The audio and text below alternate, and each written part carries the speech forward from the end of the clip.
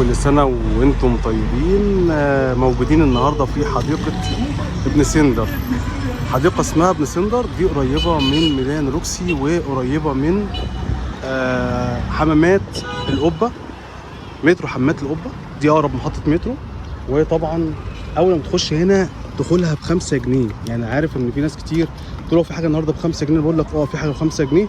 وشايفين الشارع اللي في وشك ده، الشارع اللي في وشك ده لما تمشي لاخره بالظبط مش مكمل 5 دقايق مشي هتوصل لمحطه مترو حمامات القبه. طيب بمجرد بقى ما بتيجي هنا في بقى بارك كبير بره، وكمان هتلاقي فيه الناس اللي هتقطع لك التيكت الفرد ب5 جنيه زي ما وضحت لحضراتكم، وهتخش هنا هتتفرج على الجمال ده كله.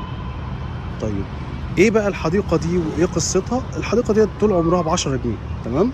جه المحافظ نزل السعر وخلاها ب5 جنيه، وكمان زود فيها شويه حاجات زي الكيدز اريا اللي فيها تقريبا 15 لعبه، وفي كافيتيريا.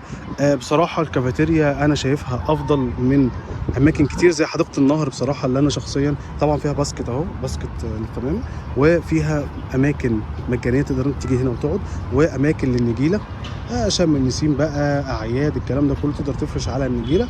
والكافيتيريا كنت لسه بكلم حضراتكم عليها، المشروبات فيها تعتبر في المتناول، بتبدا من 15 جنيه المشروب. طيب انا عايز اقعد بقى بعيد عن الكافيتيريا، ما تقعد يا باشا، هي المحيط بتاع الكافيتيريا اهو، طول ما انت في المحيط بتاع الكافيتيريا لازم تقعد عليها. طب انا بعيد عن الكافيتيريا اهو، قدامك الحديقه بالكامل تحت ايدك، تقدر تقعد في اي حته، وفيها مقاعد بتتكلم في حوالي 30 مقعد خشبي موجود، مقاعد خشبيه كتير موجوده، وكمان فيها 2 برجيله، يعني لو انت عندك عيد ميلاد، عندك اي فعاليه تقدر تيجي هنا وهتستمتع بجد هنا في المكان.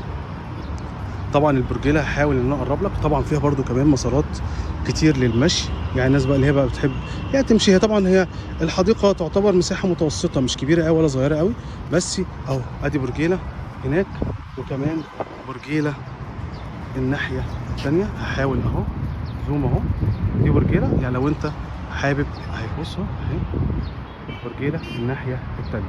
طيب انت بقى دلوقتي انت دخلت مسطحات خضراء زي ما قلت لكم كبيره وحلوه، وطبعا الكافيتيريا بجمالها برضو فيها كافيتيريا، وهنخش بعد الكافيتيريا على طول على منطقه الالعاب ومنطقه الكيدز اريا.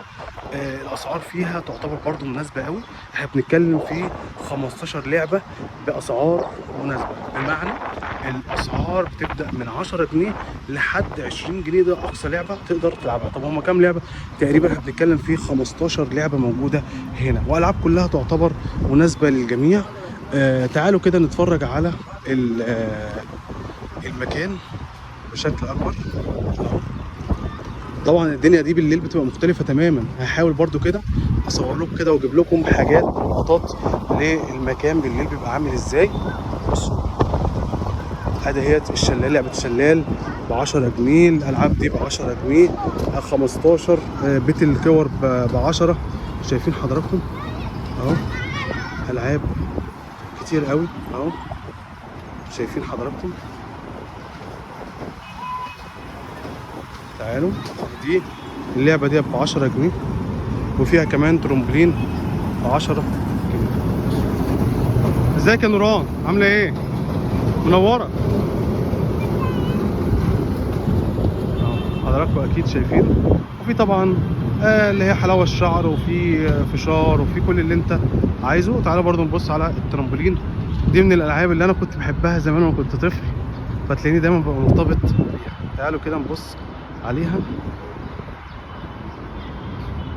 تمام اهي، دي لعبه الترامبولين مش كبيره ولكن لطيفه، بكام؟ ب10 جنيه. والحمامات اهي، دي الحمامات السيدات والرجاله، والمسجد جنبه، ده مسجد البوابه بتاعته الناحيه الثانيه. طيب ادي اهوت برده مره ثانيه، ده البرجيله والمسطحات الخضراء في قلب الحديقه.